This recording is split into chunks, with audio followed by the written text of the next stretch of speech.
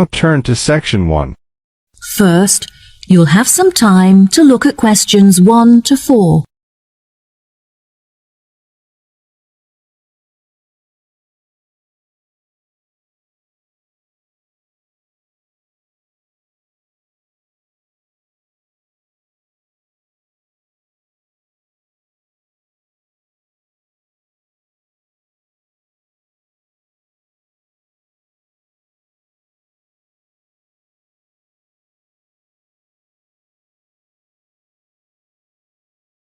Listen carefully and answer questions 1 to 4. Hello, how can I help you today? Yes, hello. I'm just phoning you as I have seen an advertisement on your website for a property that I'm interested in renting. If possible, I'd like to find out some more information before I organise a viewing. No problem at all. What is the address of the property that you'd like to inquire about? It's 21 North Avenue. Okay, what is it that you'd like to know? First of all, I'd like to know what facilities the office has, as I need to make sure that it'll be suitable for my advertising company. I see. The office contains a large open-plan space with a wide frontage onto a busy street with lots of passers-by, so your business would have a really good street presence. There is also a toilet and newly refurbished kitchen equipped with a dishwasher and oven. Wow, that sounds great. I'd definitely like to register my interest. Okay, perfect. I just need to take some details from you, if that's okay. What is your full name? Jonathan Smith. And what position do you hold in your company, Jonathan? Until recently I was sales manager. However, I've recently been promoted to regional manager, so I'll be in charge of running our new office. Can I ask where the office is located? Yes, of course. It's located downtown, just around the corner from Royal Square Shopping Centre. That's a bit too far out of the centre for my liking. I'd much prefer to be located in close proximity to the station. Do you have any property located in that vicinity? It would help me to narrow down the results if you could tell me how many employees you intend to have working in the office. Our branch is made up of 30 employees, and we'd like some extra space for meetings and presentations. Most average office spaces are around 8,000 square feet, but it sounds like you would need more space than that. I think that 10,000 square feet would be more suitable for your needs. Now, let's see, we have 10 properties that match those criteria, so let's try and narrow it down. Before you hear the rest of the conversation, you have some time to look at questions 5 to 10.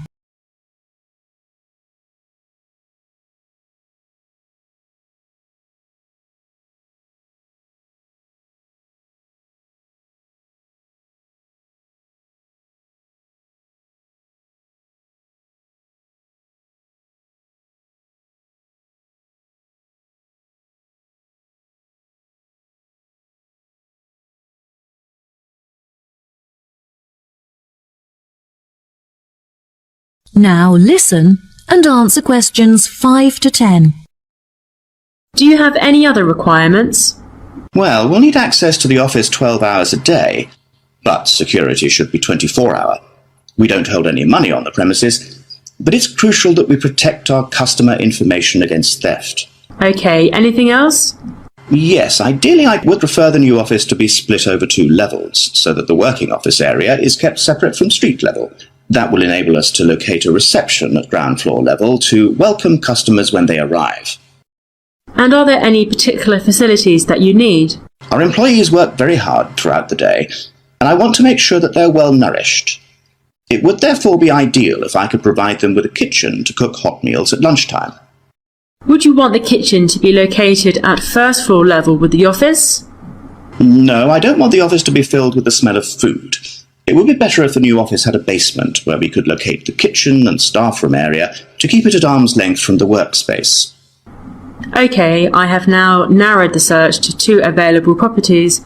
Do you have any other requirements that could narrow our search down to 1 result?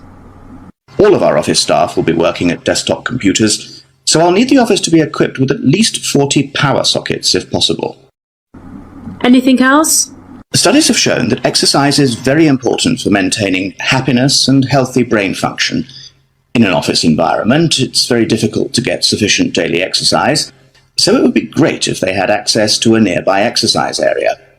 One of the available offices is located next door to a gym. Would this be suitable? Yes, absolutely. A gym is exactly what I was thinking of. Brilliant. Do you need the office to be furnished? I don't think so. I already have some furniture, so I would prefer to bring this myself. That's no problem at all. And before I forget, we will definitely require Wi-Fi access, as much of our work and customer recruitment is carried out online. No problem. It sounds like the property will suit your needs perfectly. I've taken the liberty of booking you a viewing at 3 p.m. on Thursday, so you can see it for yourself. Is there anything else I can help you with today? No, I think that's all the information I need. Thanks very much for your help. No problem. It's been my pleasure to be of assistance. Goodbye. That is the end of part 1. You now have half a minute to check your answers.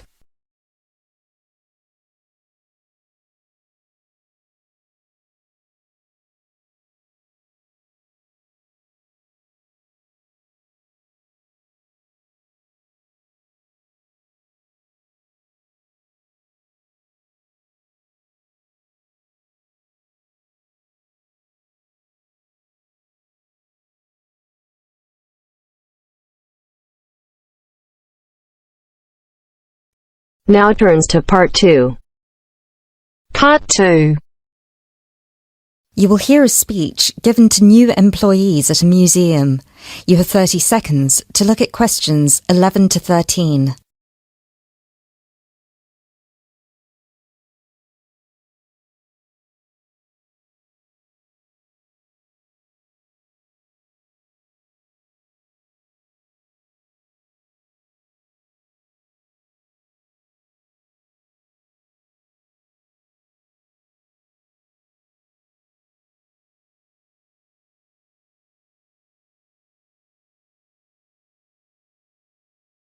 Now listen carefully and answer questions 11 to 13. Allow me to introduce myself. My name is Peter Myers, and on behalf of everybody here at Stevensbridge Dungeons, I would like to welcome you all to our entertainment team. This year, the hiring process was especially competitive, and it might interest you all to know that for every position there were almost 30 applicants, so you really are the best of the best. In a moment, I will take you on a tour of the museum so you can get an idea of what the space is like. But first of all, I would like to show you around the staff room. Our staff room is located at the back of the building over here. You will notice that there are 2 entrances to the staff room. One leads to the room we're in now, which is the main and oldest dungeon here at Stevensbridge, which we have turned into the museum. This is where you will greet the new visitors, and also where the tour throughout the dungeons will begin. I should mention now that we only ever send visitors through as part of a group, so even on the busy days you will still get roughly 10 minutes of free time between each group. Make sure you use that time wisely, because you'll need to get straight back into character as soon as it's over. Now look at questions 14 to 20.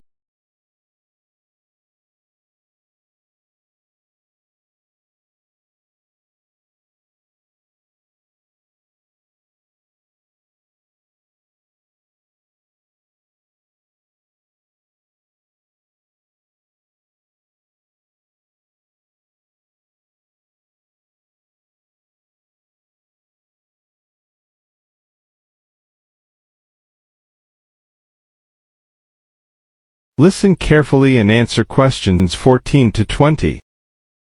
Right, follow me and I'll show you the layout of the museum. From the museum, we can pass through this door near the interactive display into the staff room. From here you can see the steps at the far side in the opposite corner that lead outside into Berwick Street. When you arrive for a shift, it will be much easier for you all to come in the Berwick Street entrance directly down the steps to the staff room. If you come in through the main visitor entrance, it will take you longer to get past security. As you can all see, there are lockers on your right-hand side. They should be big enough for you to put your bags and coats in. You'll get given keys later that work with any of the lockers in here. Over on the other side, past the lockers, is our most exciting area.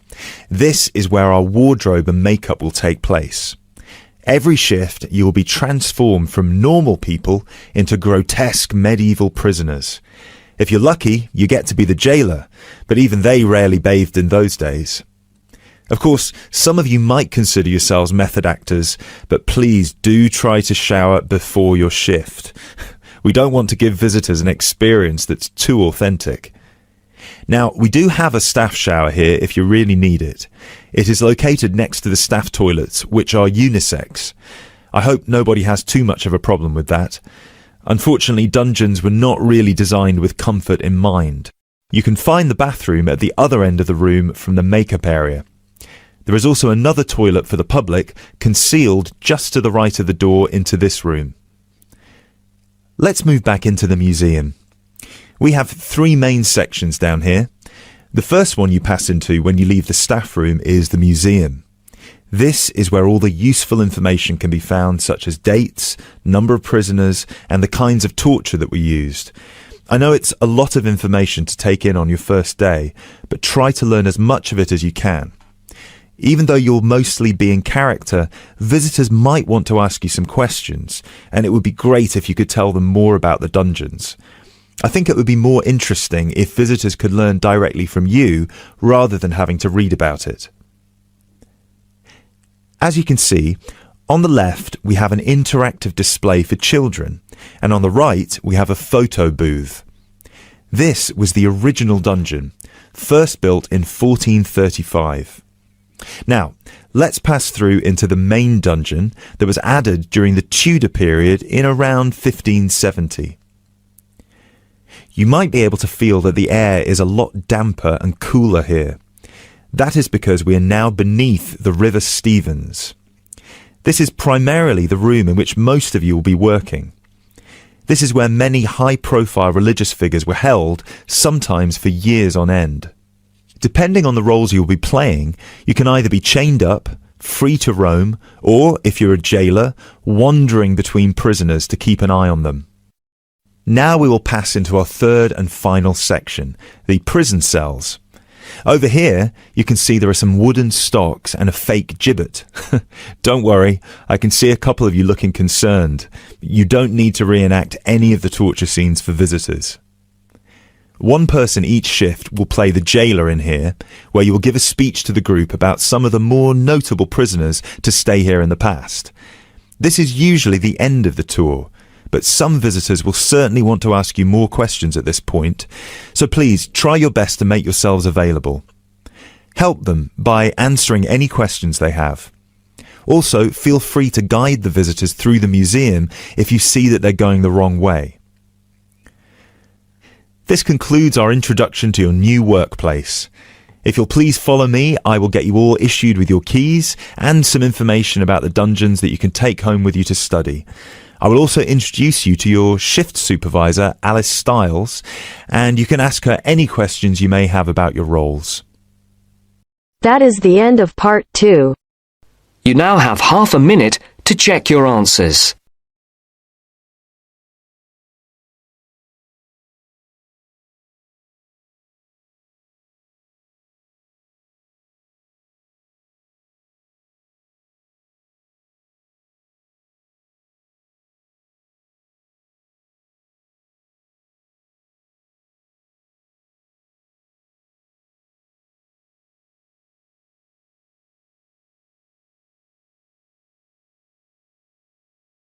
Now turns to part 3.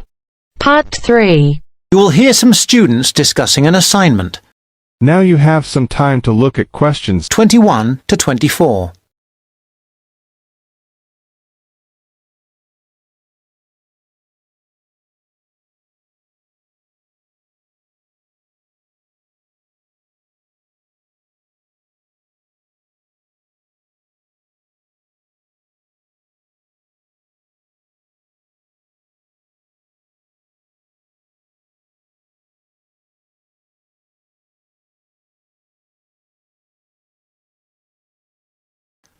Listen carefully and answer questions 21 to 24.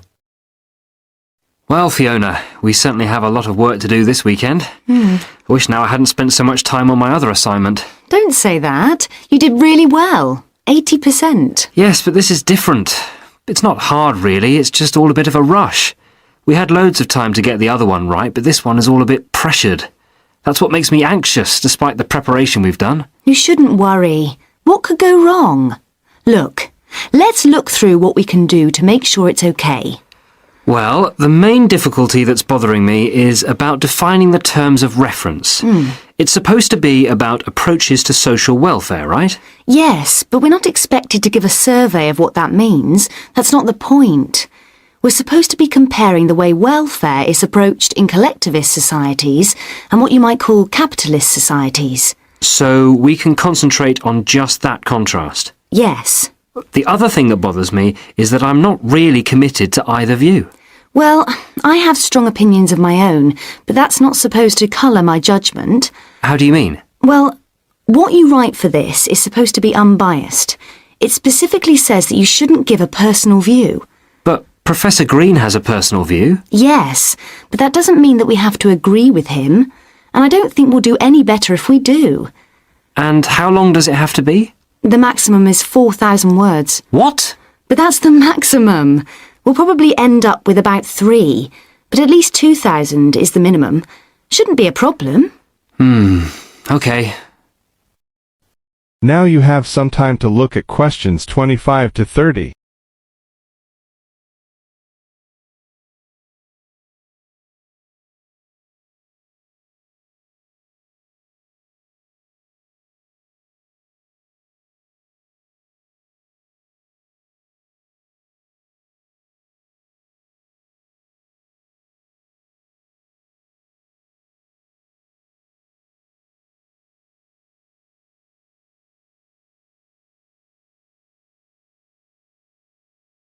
Now answer questions 25 to 30.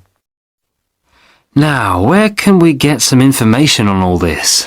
Well, we could ask Olive over there. Olive, you did this assignment last year, didn't you? Not this one exactly, but something similar. The most important thing is to get Professor Green's lectures on the welfare state. Is he good? Oh, very good. Didn't you know he was lecturing? No idea. Well, he is. He's at the Beckett building on Tuesdays. I think he's starting this week, so you'll be able to get the series of 6. He deals with the underlying philosophy as well as the economics of it all. It's at 10 a.m. I'd go myself, except that I have too much to do. And what about reading? I've got the reading list here. As usual, it has far more titles and references than we can possibly read in the time. I haven't even got a reading list. Where did you get that from, Mike? I got it at the welcome lecture. Oh, I wish I'd gone to that now. What you need above all is his own book called Welfare Economics. All the department know it and follow his approach. Oh, right. Good idea. Perhaps we don't need to go to the lecture if we have his book. No, I really do advise you to go to his lectures as well. Well, what was the full title of his book? If I remember rightly, it's called simply Welfare Economics by Mike Green. I've got it. Welfare Economics, Glenfield University Press, 2006. Great. Let me just write that down. Anything else you recommend? There's Edward Jones's book, Growing Old in Britain. That's essential reading, but you have to be careful because it's a popular book by a journalist. Well, if it's popular, maybe we'll like it. Who publishes that? That's published by Rutland University Press in 2005. Well, that's very useful. I think it's Professor Green for us next. Right. That is the end of part 3. You now have half a minute to check your answers.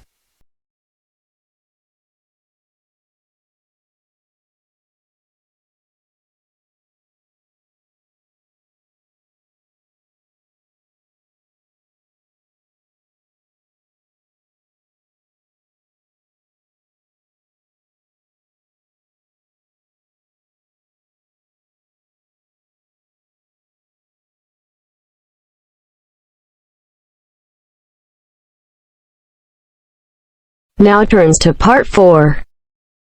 Part 4.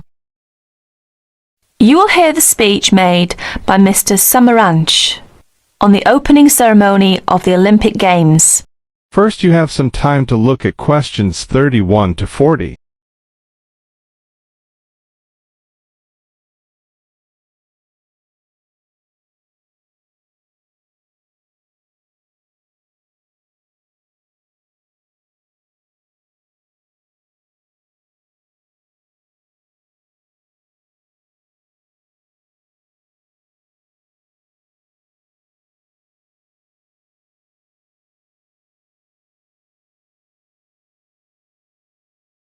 Now listen carefully and answer questions 31 to 40. Here is the President of the International Committee, Mr. Samaranch's speech at the opening ceremony of the 26 Olympic Games. I'll read it for you. On behalf of the International Olympic Committee, it gives me great pleasure to welcome you to the Games of the 26th Olympiad, Sydney 2000. The goal of the Olympic movement is to contribute to building a peaceful and better world by educating youth through sport practice without discrimination of any kind and in the Olympic spirit. In the spirit, nations and youth of the world come together every 4 years to celebrate the world's largest sporting festival.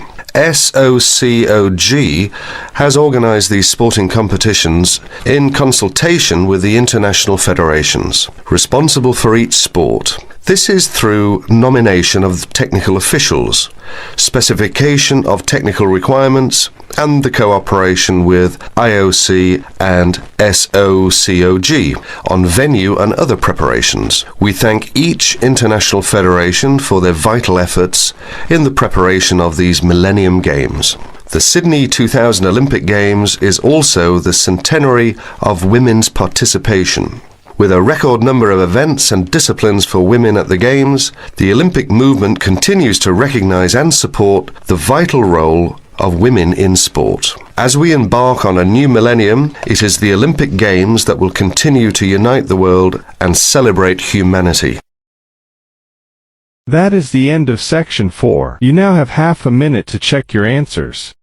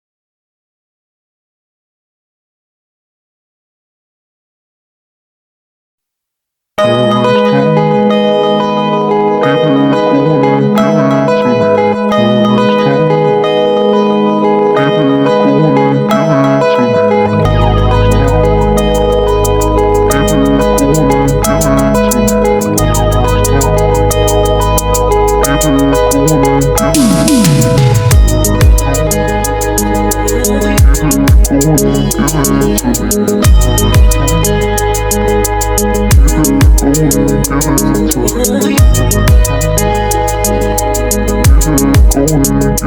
to me.